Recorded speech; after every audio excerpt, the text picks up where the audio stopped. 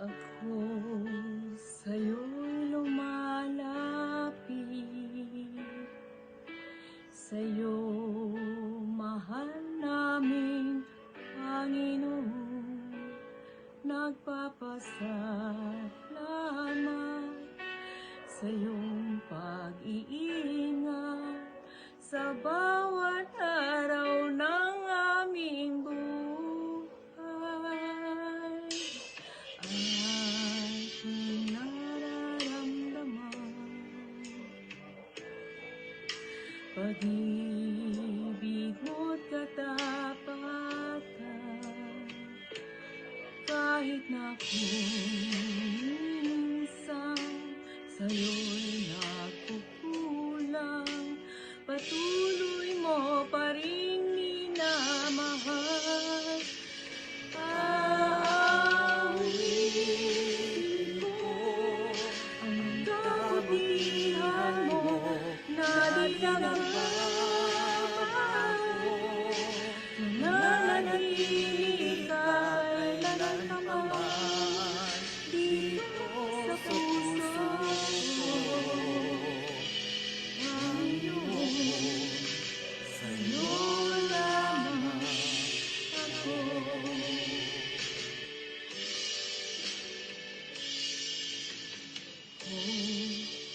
Sa'yo'y lumalapit,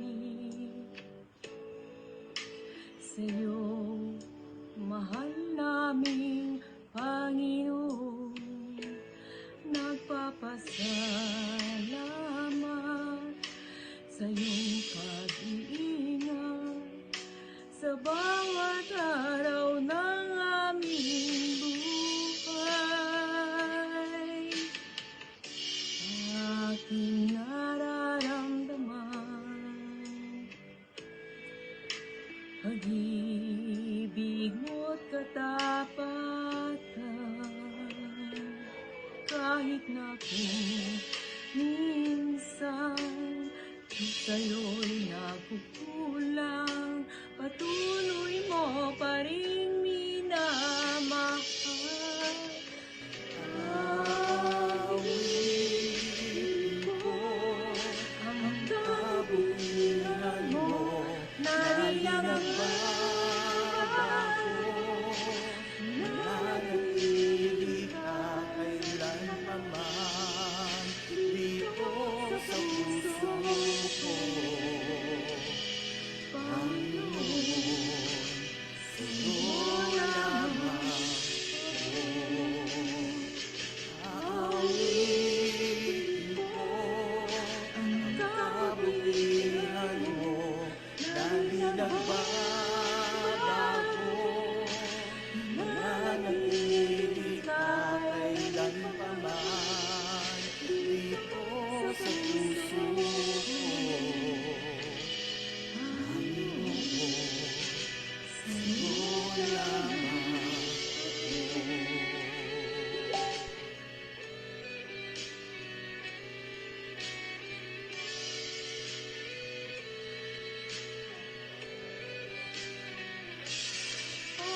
Awitin ko ang kabutihan mo, lagi nagbabago,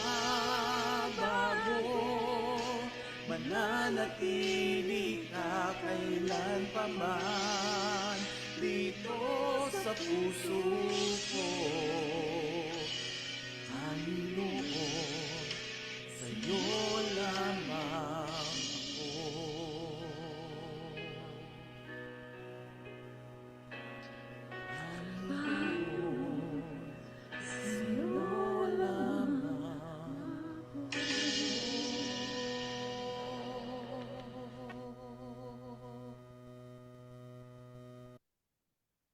Hallelujah. Tunay, Panginoon, na ikaw ay mananatili sa aming mga puso at patuloy ka naming aawitan habang kami ay may buhay. Dakila ka, O Diyos, kailanman ay hindi ka nagkulang. Sa lahat ng sandali, tinutugon mo kami sa aming mga pangangailangan. At sa gabing ito, Panginoon, kami ay nagpapasalamat sapagkat muli mo kaming tinipon Sa kabila ng bawat isa ay malayo sa bawat isa, mayroon lamang binibigay kang paraan, O Lord. Nagbubukas ka ng pintuan sa aming lahat upang kami magkasama-sama. Maitaas ang aming mga tinig. Awitan ka, sambahin ka, dakilain ka sa aming buhay.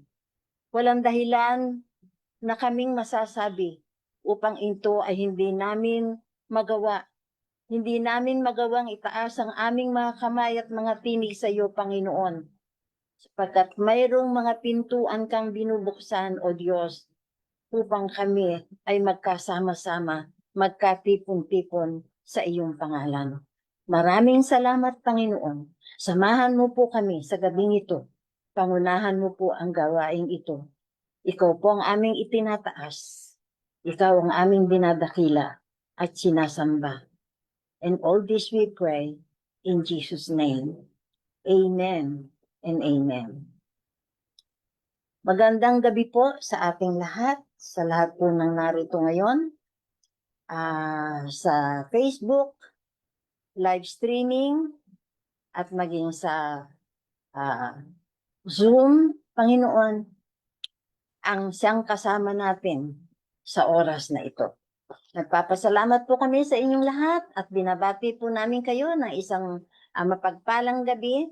Nawa po ay manatili kayo na nakatutok sa gawain ito ng All Online Prayer Ministry at patuloy po namin itataas ang inyong mga dalangin, ang inyong mga hinaing. Mamaya, sama-sama tayong mananalangin para sa ating mga hinaing, sa ating mga puso. At sa ngayon po, kami po ay malugod na inaanyayahan kayo na buksan ang ating mga Biblia at samahan niyo po ang ating kapatid, si Brother Jonathan Navarro, na siya pong nagbigay ng oras niya para ibahagi sa atin ang salita ng Diyos sa Mark chapter 12. Maraming salamat po and let's welcome Brother Jonathan.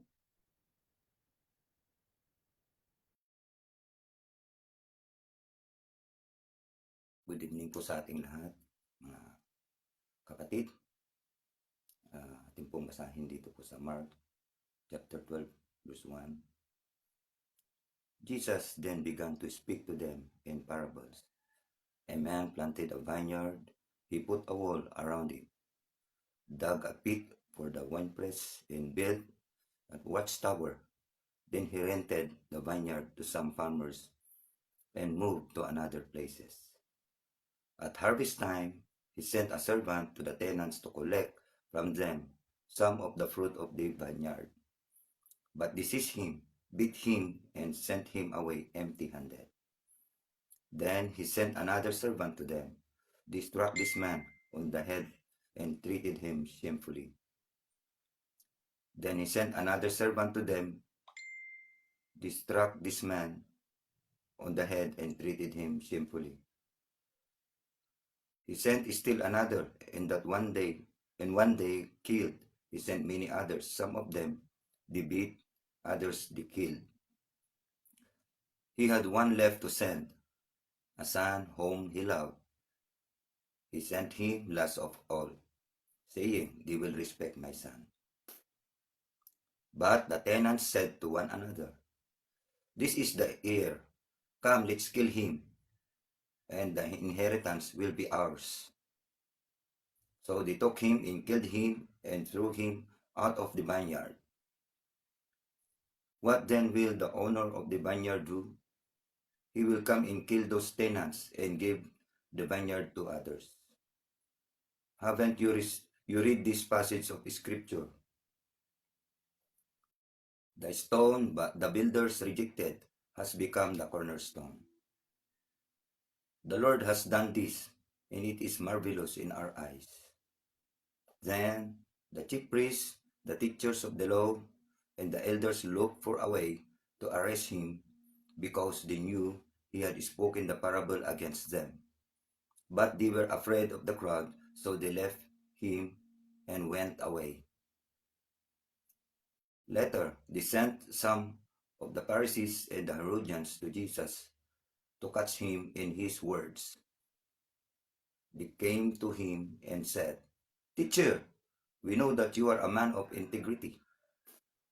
You aren't swayed by others because you pay no attention to who they are, but you teach the way of God in accordance with the truth. It is right to pay the imperial tax to Caesar or not.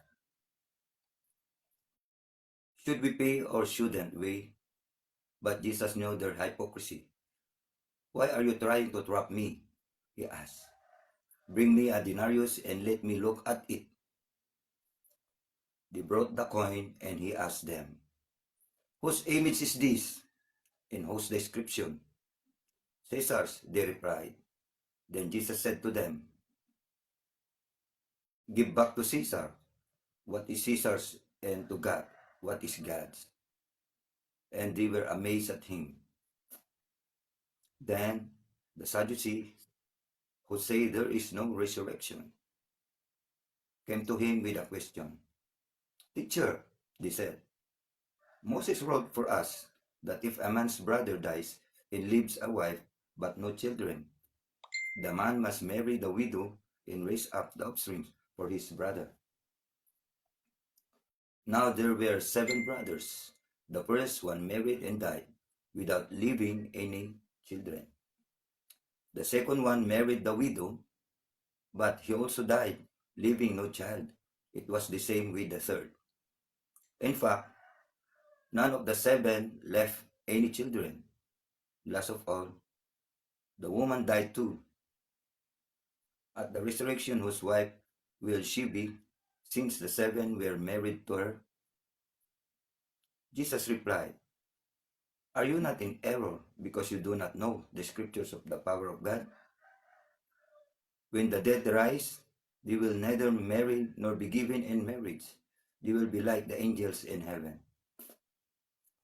Now about the dead raising, have you not read in the book of Moses and the account of the burning bush, how God said to him, 'I am the God of Abraham, the God of Isaac, and the God of Jacob'? He is not the God of the dead, but of the living. You are badly mistaken." One of the teachers of the law came and heard them debating. Noticing that Jesus had given them a good answer, he asked him, "Of all the commandments, which is the most important?" "The most important one," answered Jesus, "is this here: O Israel, the Lord our God, the Lord is one. Love the Lord your God with all your heart and with all your soul and with all your mind and with all your strength. The second is this: love your neighbor as yourself. There is no commandment greater than this." "Well said, teacher," the man replied. "You are right in saying that God is one and there is no other but him. To love him with all your heart, with all your standing, and with all your strength, and to love your neighbor as yourself is more important than all burnt offerings and sacrifices." When Jesus saw that he had answered wisely, he said to him, "You are not far from the kingdom of God." And from then on, no one dared ask him any more questions. While Jesus was teaching in the temple courts, he asked, "Why do the teachers of the law say that the Messiah is the son of David?" David himself, speaking by the Holy Spirit, declared, "The Lord said to my Lord, sit at my right hand until I put the enemies under your feet." David himself calls him Lord. How then can be he his son? The large crowd listened to him with delight.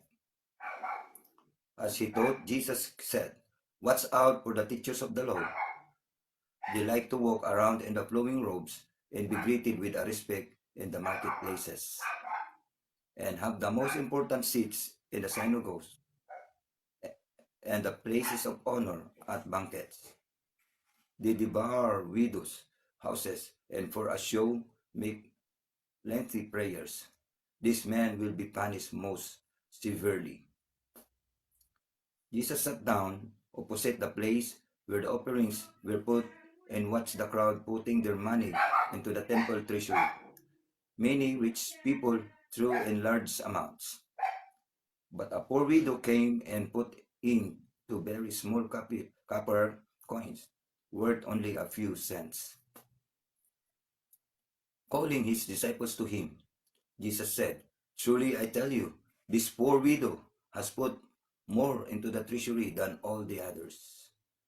They all give out of their wealth, but she out of her poverty put in everything all she had to live on." Bless the Lord of this word. Thank you. Amen. Maraming salamat, Brother Jonathan, sa pagbabahagi ng salita ng Diyos at ikay nagbigay ng oras mo. Pagpalain ka ng Panginoon. At ngayong gabi ay ang magbibigay po sa atin ng maikling mensahe or short exhortation na sa nais na ipaabot sa atin ng Panginoon na mensahe niya para sa ating lahat ay walang iba kundi ang head pastor ng Assembly of God, Tagudin, Ilocos Sur. Let us welcome Pastor Gilbert de la Pasión upang siya ang magbigay po sa atin na maikling aral o mensahe mula po sa binasa na Mark 12 ngayong gabi. Amen.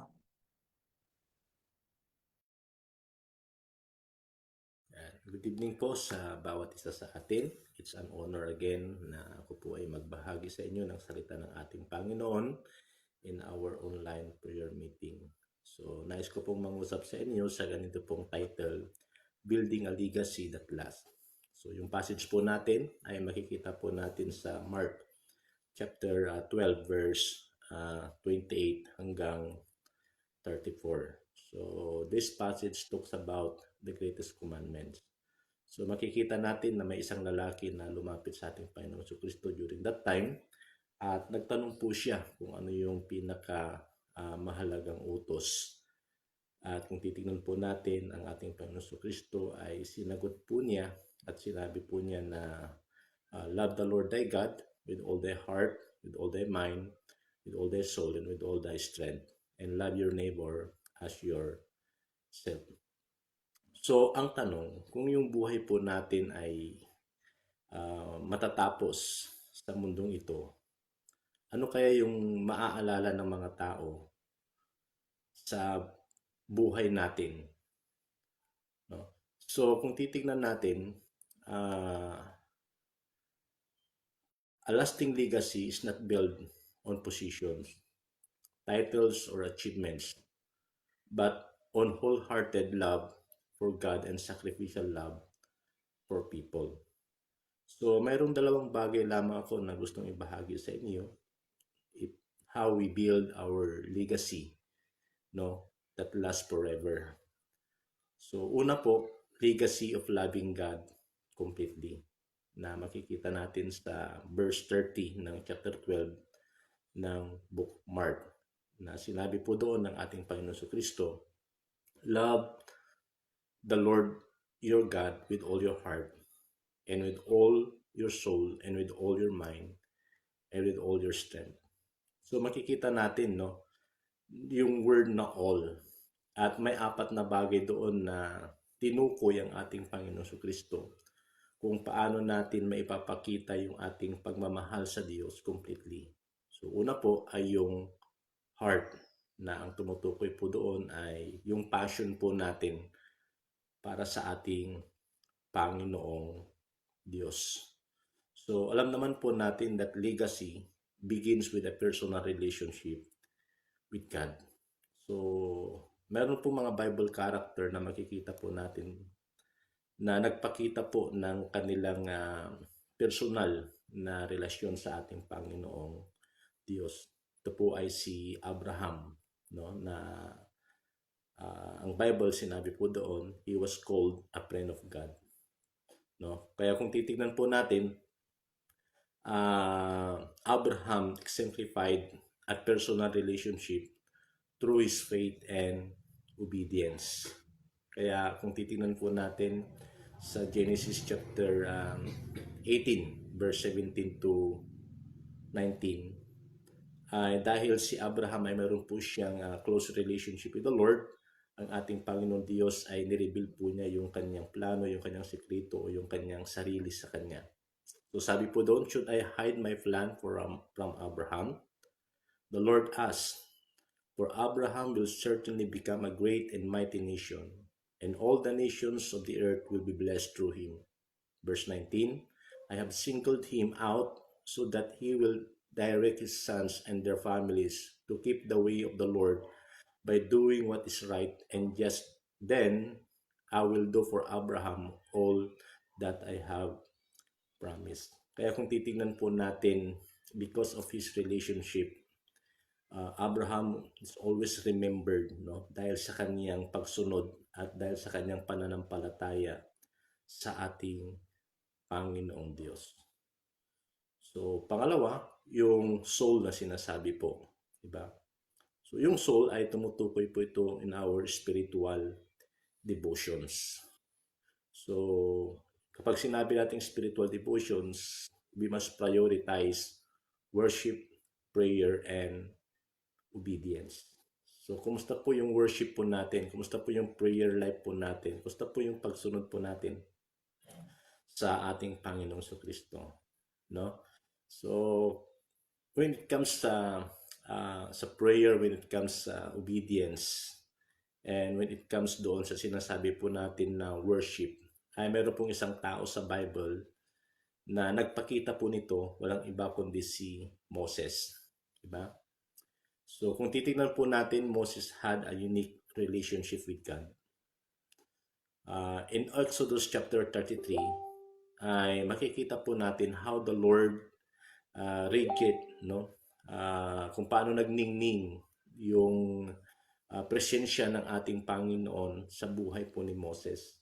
Kung titignan po natin during that day, in that passage in chapter 33, ay itong si Moses ay palagi po siyang pumapasok sa tent meeting or sa templo o tuldang tipan upang siya ay nakikipag-usap, no, sa ating Panginoong Diyos.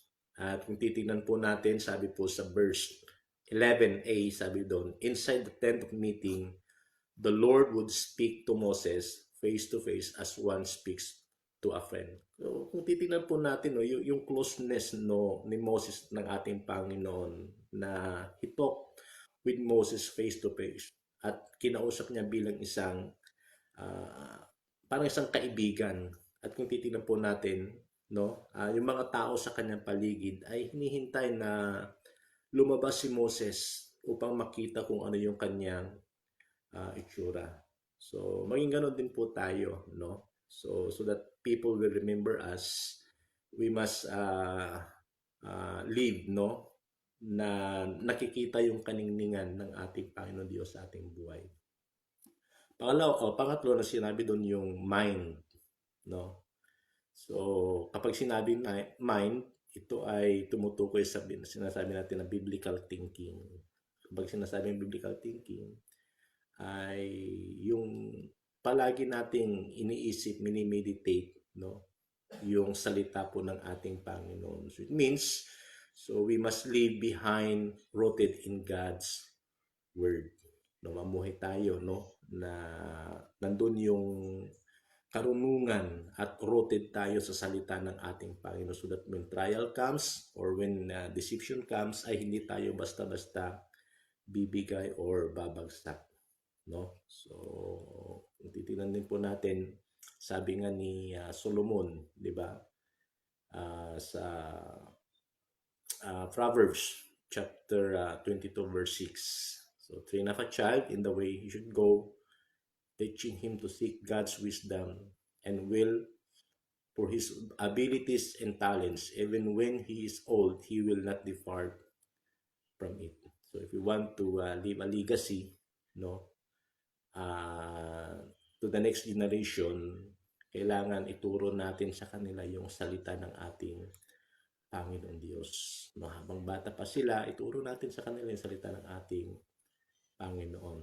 At din yung pang-apat na sinabi doon ay yung strength. No? Love the Lord thy God with all thy strength. So yung tumutukoy naman dito yung active service natin sa ating Panginoon Diyos. We must use our abilities, energy, and resources for God's glory. So legacy is built through consistent act of service. Yan. So alam naman po natin, no? One of them ay si David. Kung titignan natin, he was a shepherd boy, no? But when he faced Goliath, kung titignan po natin, David used his abilities, his energy and resources na meron siya to defeat Goliath.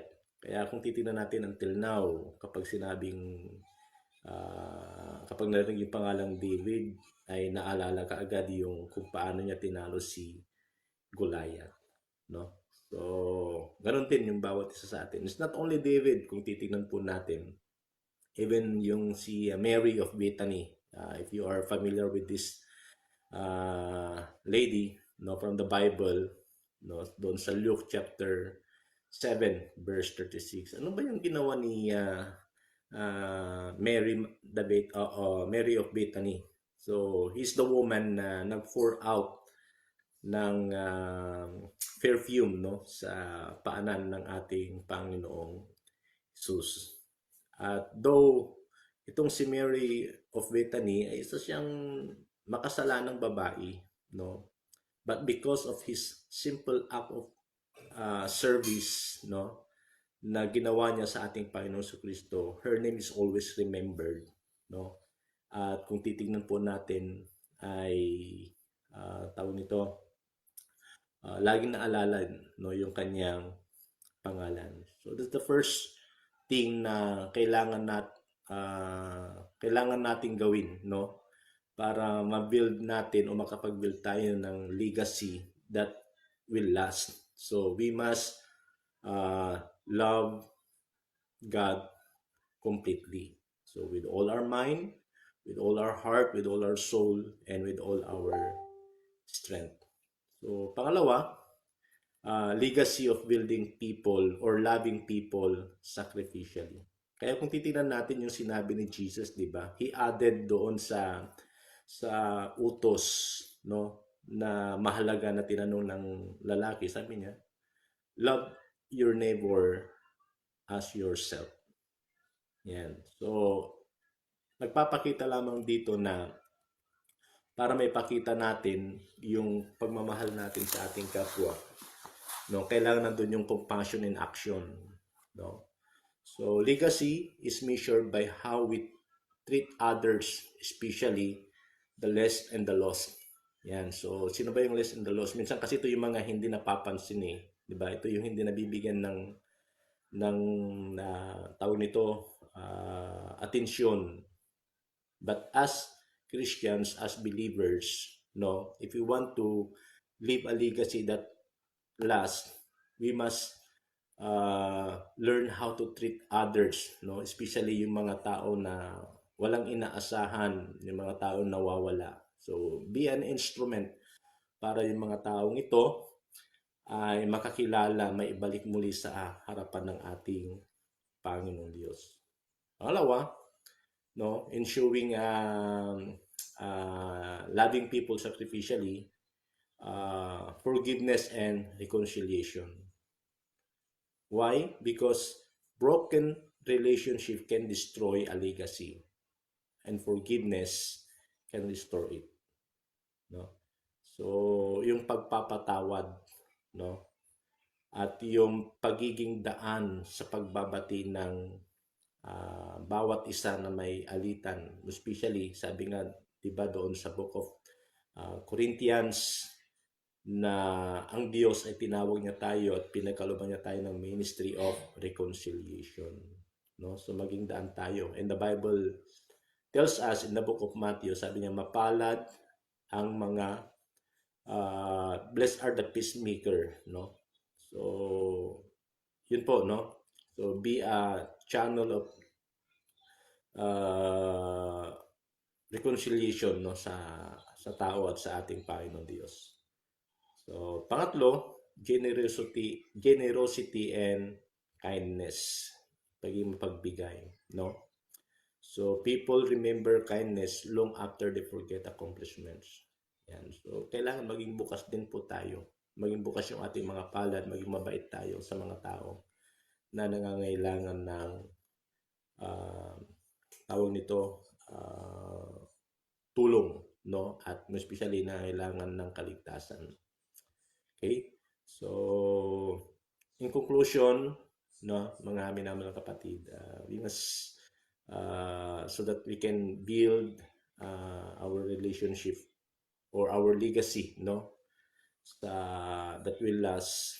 We must prioritize our relationship with God daily and be intentional in loving and serving others, and pass on faith to discipleship and mentoring, and live with eternity in mind, not just the present.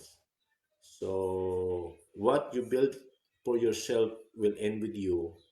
What you build for God will last forever.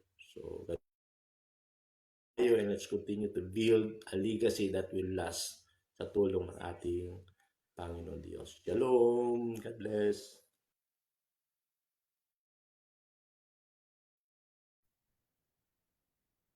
Amen. Thank you so much, Pastor Gilbert de la Pasion. Napakaganda po ng mensahe na iniwan niyo sa amin ngayong gabi.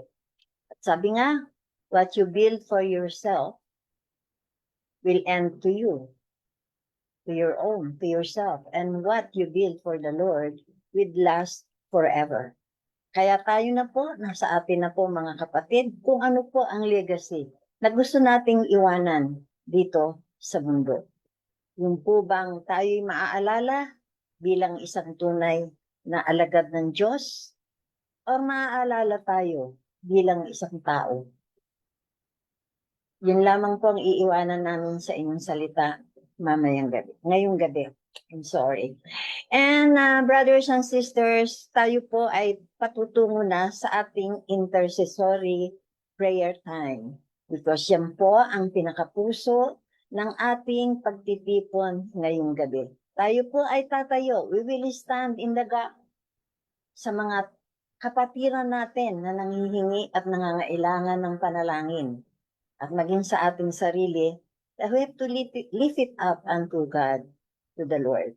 So sa gabing ito, una po nating itataas ang panalangin for the Philippine General Council of the Assemblies of God. Because Paul have said in 1 Corinthians chapter 12, verse 13, for by one Spirit we were all baptized into one body, whether Jews or Greeks, whether slaves or free, and all had been made to drink into one Spirit. So let's bow down our heads and join me, my brothers and sisters, in seeking God's guidance and strength for our Christian leaders. Let's pray. Heavenly Father, we come before you today with humble hearts, grateful for the gift of leadership you have bestowed upon the shepherd of our church community, that is the Philippine General Council of the Assemblies of God.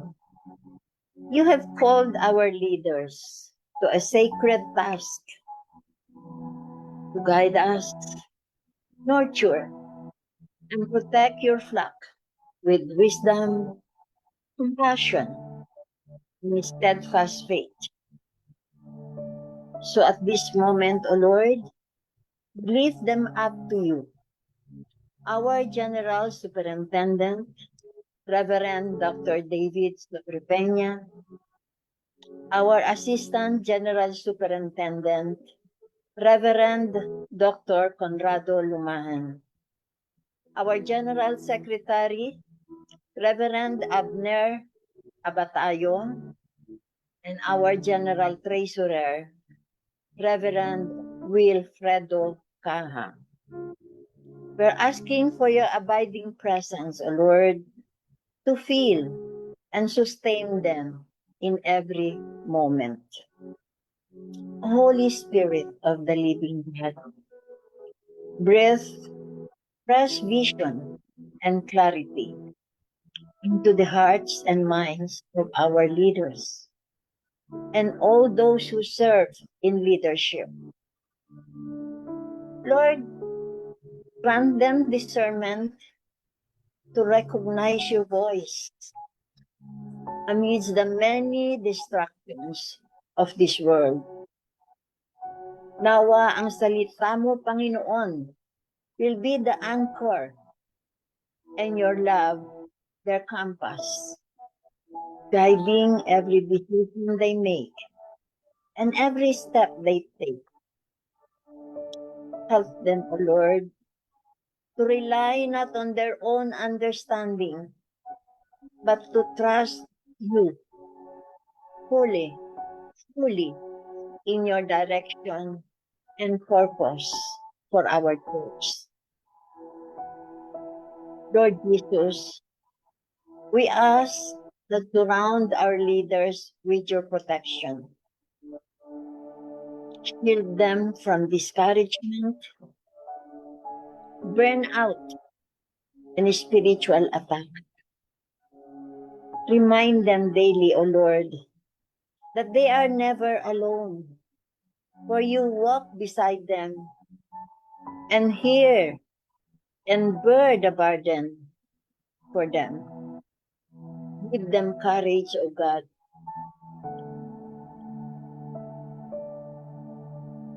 Give them courage, O Lord, to stand firm in truth, humility, to serve selflessly, and grace to extend kindness and forgiveness whenever it is needed.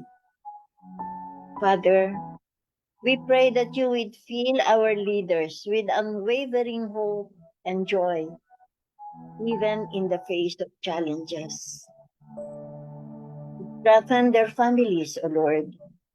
Nurture their relationships and pour out blessings upon their homes. May our leaders find rest in your presence, O God. Nourishment in your promises and fellowship in the communion of saints who surround them in prayer and love. And as a church of God, unite us in support, encouragement, and respect for those who lead us. Inspire us to lift their arms in prayer, to honor their sacrifices, and to walk together in faith and unity. May our leaders reflect the heart of Christ in all they do, and may your glory shine brightly through their lives and ministry. Lord, we surrender all these petitions into your loving hands, trusting that you are faithful to complete the good work you have begun in them and in us. Lord, let them always remember that even though we are different churches, we belong to different denominations, we are one in the body of Christ. That they may learn, O God, to forget everything that will hinder or will be a barrier in the kingdom of the Lord. All this we pray in the powerful name of Jesus. Amen. Amen. Hallelujah. Manatili po tayo mga kapatid sa panalangin. At sa gabi nito ating itataas ang ating iglesia, ang butihin nating pastor at ang kanyang pamilya. Let us pray for God's wisdom and perseverance. Hallelujah, Lord. Maraming salamat po, Panginoon, sa pagkakataon na kami po ay nakakalapit ng malaya sa iyo sa gabi nito. Ito ang kalooban mo sa bawat anak mo, Panginoon, na kami po ay laging nagdidepende sa iyo. Lagi, Panginoon, na nakikipag-usap sa iyo sa panalangin. Sa gabing ito, aming itinataas ang aming pastor at ang kanyang buong pamilya. Lord, in James chapter 1 verse 5, you have said, Lord, that if any of you lacks wisdom, let him ask God, who gives generously to all without reproach, and it will be given him. Panginoon, aming itinataas sa aming senior pastors, Pastor Conrado Lumahan. Dalangin po namin, Panginoon, na ang banal na Espiritu mo ang patuloy na gumagabay sa Kanya at gagabay sa Kanya, Panginoon, sa lahat ng Kanyang mga desisyon, na in every sermon, Lord God, na ibinabahagi niya, in every counsel, Panginoon, na ginagawa niya, dalangin po namin, O Diyos, ang banal mong Espiritu, ang patuloy, O Diyos, na manguna sa Kanya. Na, Lord, manguna, Panginoon, hindi ang Kanyang katalinuhan, kundi ang banal na Espiritu sa lahat ng pagkakataon. And even, Lord, mararanasan man niya ang bigat, Panginoon, sa ministeryo, Lord, grant him, Lord, the perseverance to run the race before him without growing weary. Hallelujah, Lord God. Let us pray for renewed strength and vision. Ipinangako mo, Panginoon, sa Isaiah chapter 40 verse 31, na sa lahat na nagtitiwala sa iyo, O Yahweh, ay muling lumalakas at sumisigla. Lilipat sila ng tulad ng mga agila. Kahit sa kabila ng nararanasan ng pisikal at spiritual na kapaguran, ay tatakbo ang iyong lingkod, ngunit hindi mapapagod at hindi siya susuko at manghihina, dahil ikaw, O aming Diyos, ang magbibigay sa kanya ng kalakasan. Salamat po, Panginoon, sa pangakong ito. At sama-sama tayong mga kapatid sa gabing ito na itaas ang buong pamilya ng ating pastor at ang kanyang pamumuno sa loob ng tahanan. O Ama, dalangin namin, pagkalooban mo ang aming pastor ng biyaya mo, ng kakayanan, nagabayan ang kanyang pamilya, na ang buhay ng bawat isa na miyembro ay maging magandang halimbawa sa loob ng iyong iglesia.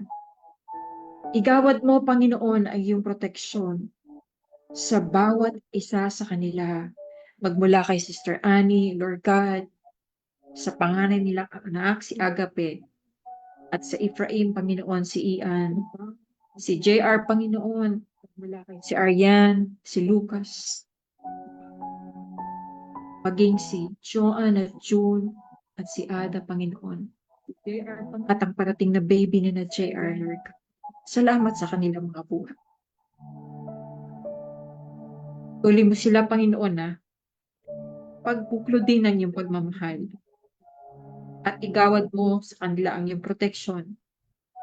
Mapanatili nawa sa loob ng tahanan ang kapayapaan at pagmamahalan sa kabila ng pagsubok na kanilang naranas. Manatili sa loob ng tahanan. Lord, maraming salamat po. Ito ang aming dalangin, Panginoon, sa aming pastor at ang kanyang pamilya, sa pangalan ng aming Panginoong Jesus. Amen. Hallelujah.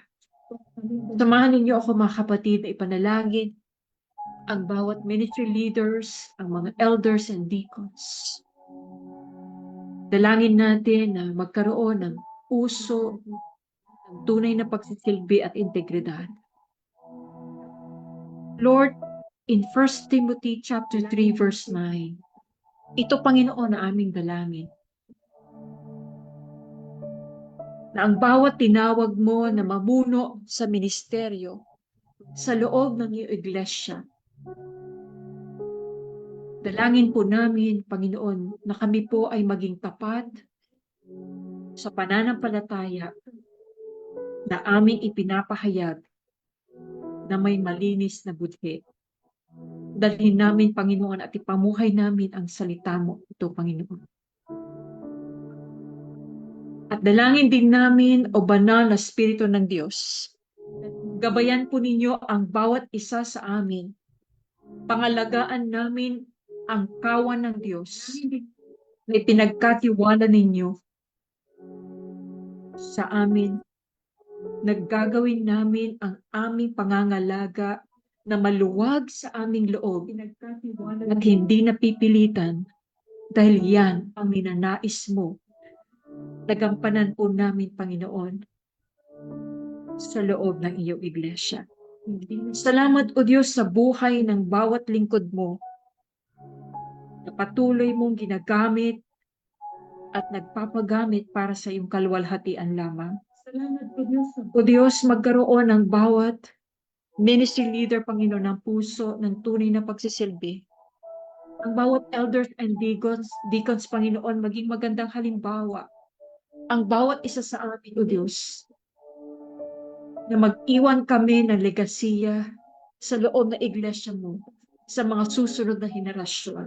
At makita sa amin ang buong puso, Panginoon, na pagsisilbi.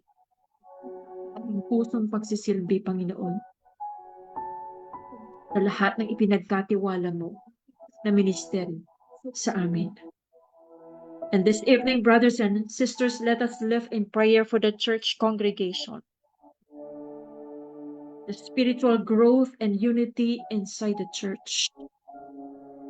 Sa libro ng Efeso, chapter 4, verse 15. Panginoon, ito ang aming panalangin.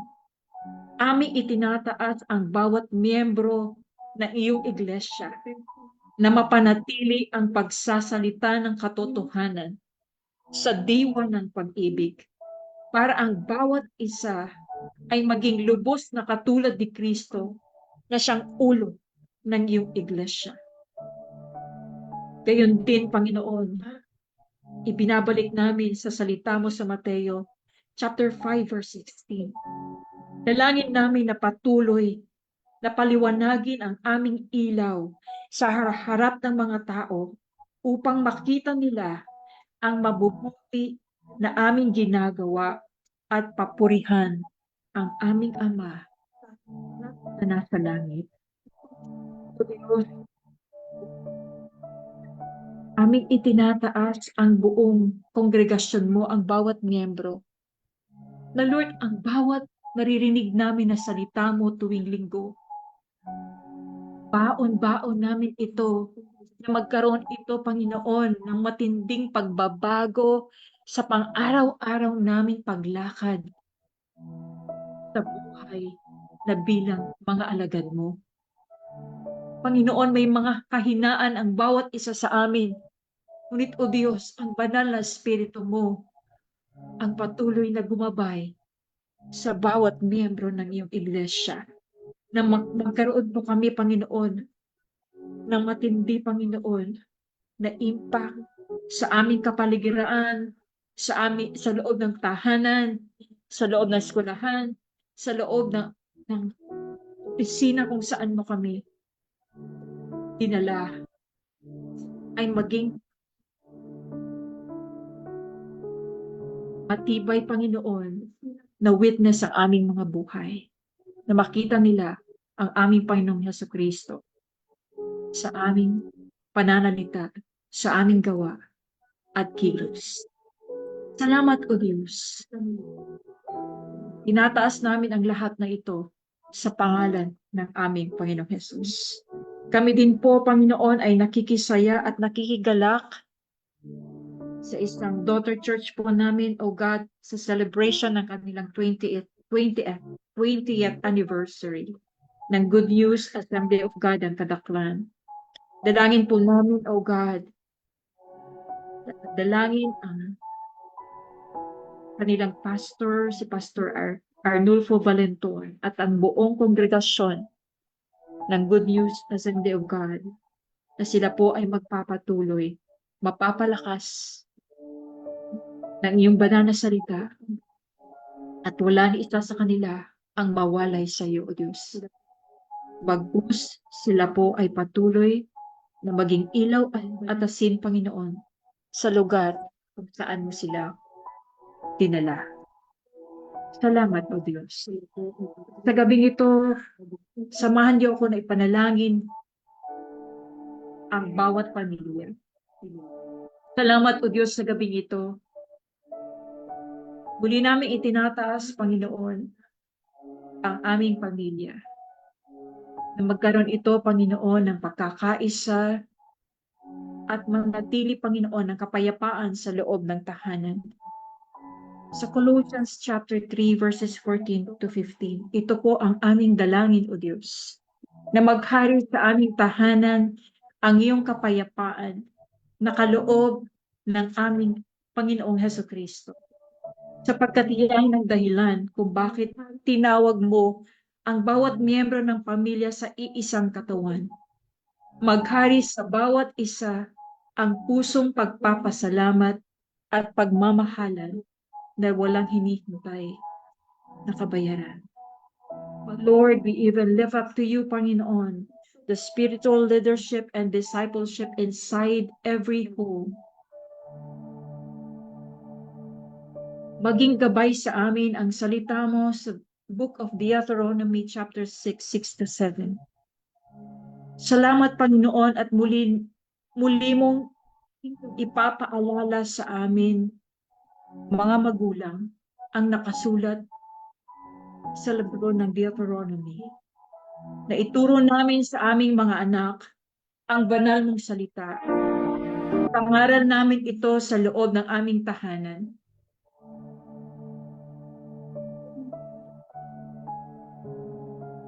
Maging sa aming paglalakbay, maging sa aming pagtulog sa gabi at pagbago sa umaga. Tulungan at gabayan mo kaming mga magulang, Panginoon, na maging ulirang halimbawa na makita sa aming kilos, galaw, at marinig sa aming pananalita ang tunay na alagad ng aming Panginoong Hesukristo. Narinig namin na pangangaral sa gabing ito na mag-iwan kaming mga magulang na magandang legasiya sa aming mga anak. Na pag-unahing mahalin ang Diyos at ganun din ang aming kapwa. Salamat po, O Diyos, at muli itanim mo sa aming mga puso ang bawat mga magulang na kaming mga magulang, O Diyos, ay dadalhin namin at ipapangaral namin ang salita ng aming Panginoon upang mag-iwan ito, Panginoon, na magandang halimbawa sa aming mga anak. At patuloy natin dalangin ng proteksyon at provisyon sa loob ng tahanan. Salamat, O Diyos, sa pangako mo sa 2 Thessalonians chapter 3 verse 3. Na ikaw ay tapat sa lahat ng pangangailangan ng aming pamilya. Maging sa araw, O Diyos, na aming gawain sa aming trabaho, sa mga negosyong sa mga negosyo na ipinagkatiwala mo sa amin, ay muli naming mararanasan, O Diyos, ang iyong provision. Mararanasan namin, Panginoon, Lord God, ang iyong pangako, maging ang pag-iingat mo sa bawat miyembro na aming pamilya. Salamat o Diyos at dadalhin po namin sa buong linggo na ito ang matatamis na pangako mo na hindi mo iiwan ang bawat isa at patuloy o Diyos na mararanasan ka namin sa araw-araw. Kahit na sa kabila, Panginoon, na nararanasan na karamdaman o kakulangan sa loob ng tahanan o Diyos, naniniwala kami at nagtitiwala kami na Ikaw ang aming Diyos na patuloy, O God, na magpaparanas ng iyong proteksyon at provision sa loob ng aming pamilya. Panginoon, ito ang aming samot panalangin sa matamis na pangalan ng aming Panginoong Jesus. Amen. Amen. Amen. Tayo po ay manatili sa presensya ng ating Panginoon. Sa lahat po ng narito ngayon, nakasama namin sa gabing ito, tayo po ay magbigay ng 2 minutong panalangin para sa ating pamilya. Kung kasama po natin ang ating pamilya sa gabing ito, tayo po ay maghawak-hawak kamay. At taimtim po nating ipanalangin ang bawat isa. Ang ating mga anak, ang mga magulang, ang proteksyon at pagpapala ay hingin natin mula sa Panginoon. Tayo po ay manalangin.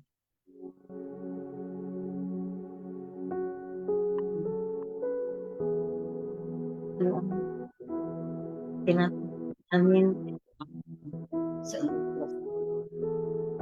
At wala ang bawat miyembro, ang aming mga anak, mga magulang,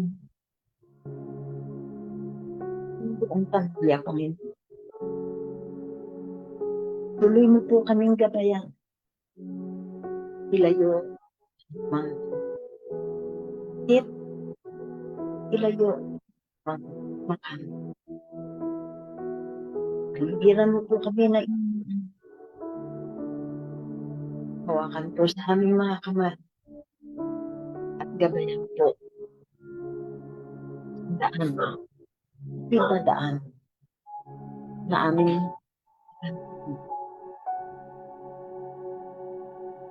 salamat po niyo yung kabutihan. Salamat po niyo. Amen and amen. Manatili po tayoในattitude of prayer. At tayo po ay manalangin para sa ating mga kapatid na maaaring sa sandaling ito ay nagdaranas ng karamdaman. Angkinin natin ang salita ng Diyos. Sa Psalm 147 verse 3. He heals the brokenhearted and binds up their wounds. Dakilang Ama, kami po ay dumudulog sa iyo, sa iyong paanan. Itinataas po namin sa iyo ang mga kapatiran namin na maaaring ngayon ay nagdaranas o dumadaan sa matinding sakit. Katulad ng cancer at iba pa pong sakit na nakakatakot. Idinudulog po namin sila sa iyong banal na trono sa ngayong gabi. Iyong mga anak na nakahiga sa banig ng karamdaman, ang mga anak mo, Panginoon, na nasa hospital, lumalaban para sa kanilang buhay. You are the great physician, O God, who knit our bodies together. At hinihingi po namin, Panginoon, ang iyong mapagpalang paghipo sa bawat isa sa amin, sa buong katawan ng mga nagdurusa sa sakit. Upang sa ganoon, Panginoon, madama nila ang iyong pag-ibig, ang iyong awa at pagmamahal, at maramdaman nila ang kagalingan at paggaling ng mga dinadalang karamdaman, at bigyan mo po sila ng lakas, Panginoon, na mabata nila ang mga treatments na gagawin sa kanila sapagkat, Panginoon, marami pong pagdadaanan na mga proseso kung ang isang anak mo ay mayroong nakakatakot na sakit. Give the doctors wisdom, Panginoon, at hayaan mong ang kapayapaan mo, Panginoon, ang siyang maghari sa bawat anak mo na nagdurusa sa oras na ito, na maunawaan nila, Panginoon, at lalong lumapit at lumuhod sa harap mo. At nawa, Panginoon, ang pangunawa na ito, ang siyang magbigay sa kanila ng pag-asa, ang magbigay sa kanila ng hope in their hearts, na sila ay gagaling mula sa battle na ito, sa kanilang sakit. And I declare, we all declare that we have received God's healing power in our body today. Every cell is under His care, and we claim the word of Isaiah in chapter 5, verse 53, that by His wounds we are healed. We continue in the presence of our Lord in prayer. We pray for emotional healing, anxiety, depression, and despair. O Lord, we come unto you with contrite heart. Lord, we pray for all those your children, sa lahat ng mga anak mo kung saan sila ay nakadadama ng mabigat na depresyon, anxiety, at kuminsan po, Panginoon, ay ang kaisipan na nais na nilang tapusin ang lahat.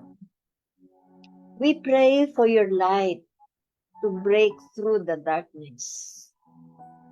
For those battling in fear and thoughts of self-harm, hinihingi po namin, Panginoon, that you always remind them of their immense value and purpose.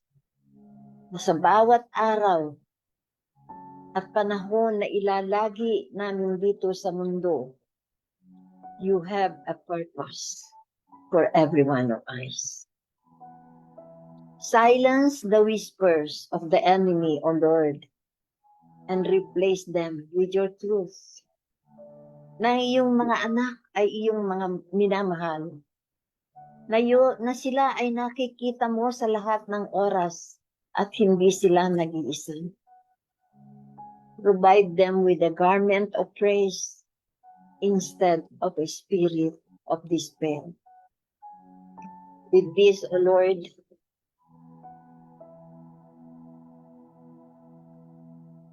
Panginoon, we declare that we reject the spirit of fear, for God has given us power and of love and of a sound mind, and we are not alone in our sadness. Thank you, Lord God in heaven. And we pray for the spiritual healing, the restoration of soul. Father, we pray for a deep spiritual awakening and renewal. Gamutin mo, Panginoon, ang anumang natatago pang mga hinanakit sa aming puso.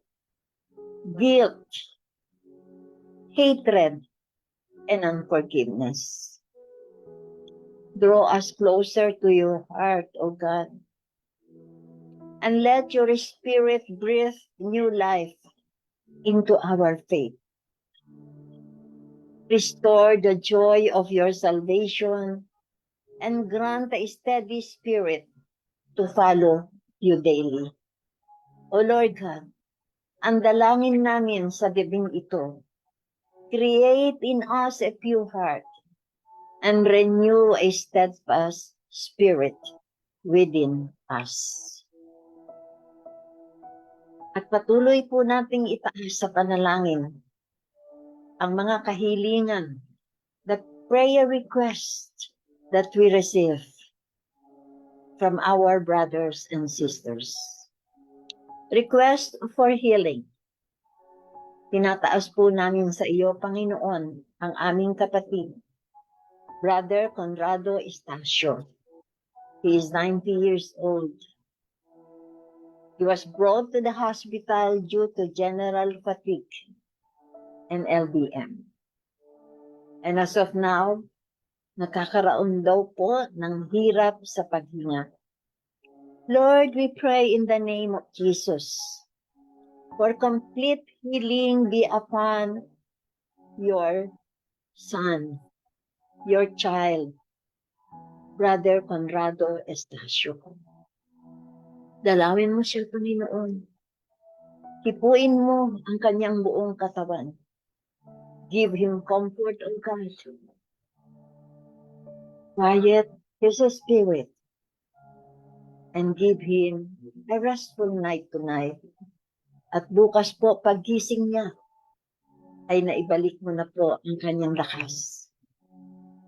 Ito po ang aming dalangin para sa aming kapatid na si Brother Conrado Estacio.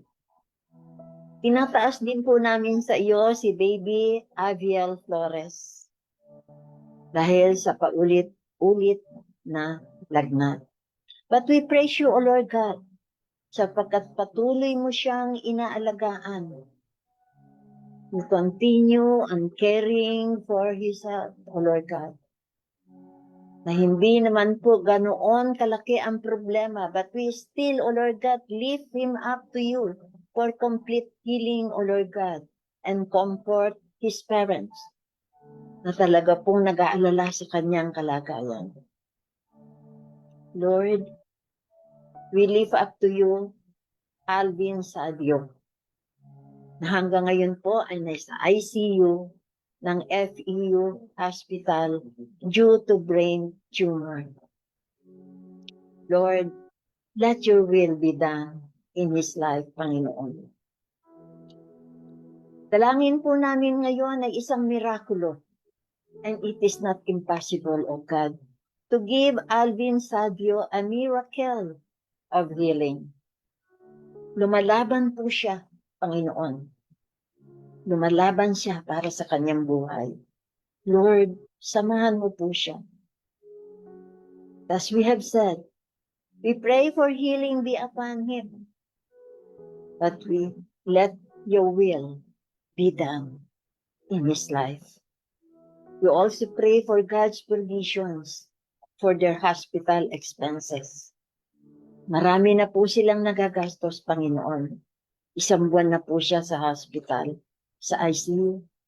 Humihingi po ng panalangin ang kanyang mga magulang, ang kanyang pamilya, na sana po ipagkaloob mo sa kanila ang mga pangangailangan, especially the finances that they will be needing for Alvin's hospital expenses. Yun po ang panalangin namin para sa pamilya ni Alvin Sadio. We also lift up to you, O Lord God, a request that I just received yesterday. The parents of Jade Kirby Barona, 21 years old, and a working student. The parents are asking for prayer for justice. Jade Kirby Barona has been a victim of hold up in Quezon City and was stabbed to death. The parents cannot really accept what happened to Jade. We pray, O God, for comfort for his parents who are in deep grief. They want to ask justice, O Lord God, for their son. We pray, O Lord God, that you will visit the family and let them feel your love and compassion upon them. Hindi man po magkaroon ng hustisya dito sa lupa ang kamatayan ni Jade Alam po namin, Panginoon, that you are a just judge. Ikaw po ang magpapatak kung hindi man nila makuha ang hustisya dito sa lupa. Maraming salamat, Panginoon. Abutin mo po ang pangangailangan ng kanyang mga magulang at ng kanyang pamilya. Salamat po, Panginoon, sa lahat. And lastly, O Lord God, we pray for salvation and protection for Heather Hunt. Ito po ay isang prayer request na ipinaabot sa iyo, Panginoon. Ano man po ang kalagayan niya ngayon, Lord, hedge her with your protection. Huwag mo po siyang pababayaan, Panginoon, kung anumang sitwasyon ang meron siya ngayon. And we pray for salvation. Panginoon, huwag mo pong pabayaan na siya ay mawalay sa iyo. Katagpuin mo po siya sa tamang panahon, Panginoon, tulad ng pagkikipagtagpo mo kay Apostle Paul sa daan ng Damascus. Thank you, Lord, for your faithfulness. Thank you for the grace. Thank you for the love. Na kailanman ay hindi mo po ipinagkait sa aming lahat. And for our closing prayer, Banal na Diyos, salamat po sa oras na ito. Thank you for this time of online fellowship and for the promise that where 2 or 3 are gathered, ikaw po ay nasa kalagitnaan namin. We have laid before you, Lord, the deepest cries of our hearts, the battles with physical illness, depression, and anxiety, and the hunger for spiritual renewal. We ask that you seal every word of scripture we have shared today into the hearts of those who need it most, O God. For those who are fighting cancer, ikaw po ang maging lakas nila. For those who are fighting the darkness of despair, ikaw po ang maging liwanag nila. For those who are seeking a way back to you, Panginoon, ikaw po ang maging tanglaw nila. Let the healing we have prayed for begin even now, manifesting in ways only you can receive the glory, Panginoon. We trust you, O Lord, knowing that your love for us ay higit na mataas pa sa kalangitan at higit na malalim sa kalaliman ng dagat. Let's pray. Now may the God of hope fill you with all joy and peace in believing, so that by the power of the Holy Spirit, you may abound in hope.